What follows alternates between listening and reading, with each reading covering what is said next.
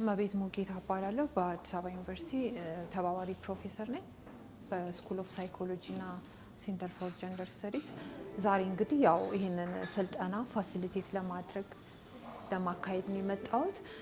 ስልጠናው ጀንደር ኢሹስ ኤንድ ሜንቶሪንግ ኢን ሰከንደሪ ስኩልስ በሚል ርዕስ ነው። እንግዲህ ዋናና የሚሸፍናቸው ነገሮች በስርዓተ ጾታ ውስጥ ያሉ ዋና ዋና ኮንሴፕቶች ወይም ተርሞችን ከዛ ላይ ያ ደግሞ በሪል ላይፍ ላይ ወይም ደግሞ በቀን ተቀን ህይወት ላይ እንዴት እንደሚሰሩ አሁን ከነዛ ጋር ተያይዞ ደግሞ የሴቶች ትምህርት በተለያየ ደረጃ በቁጥር በፊገር በተደገፈ የት ነው ያሉት፣ ምን አይነት ጋፕ አለ፣ ለምንድን ነው ጋፑ፣ በኤሌመንተሪ ስኩል፣ በሚድል ስኩል፣ በሃይ ስኩል፣ በዩኒቨርሲቲ የት ነው ያሉት፣ ለነዚህ ምክንያቶች የሚሆኑ ኢሹስ ጀንደር ኢሹስ እነማን ናቸው የሚሉትን ለምን ላለው የስርዓተ ጾታ ክፍተት ምን ምን ምክንያቶች አሉ የሚለውን ነገር እናወራለን። ከዛ በኋላ ሜንቶርሺፕ ደግሞ ያንንም ለመደገፍ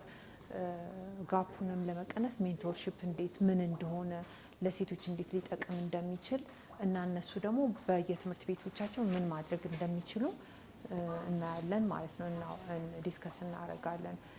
ስለዚህ በአጠቃላይ የአዌርነስ ክሬሽን እና በትምህርት ቤት ውስጥ ያሉትን ሴቶችንም ወንዶችንም ልጆች በመደገፍ ሜንቶር በማድረግ ለውጤታማ እንዲሆኑ ለማድረግ የታሰበ ወርክሾፕ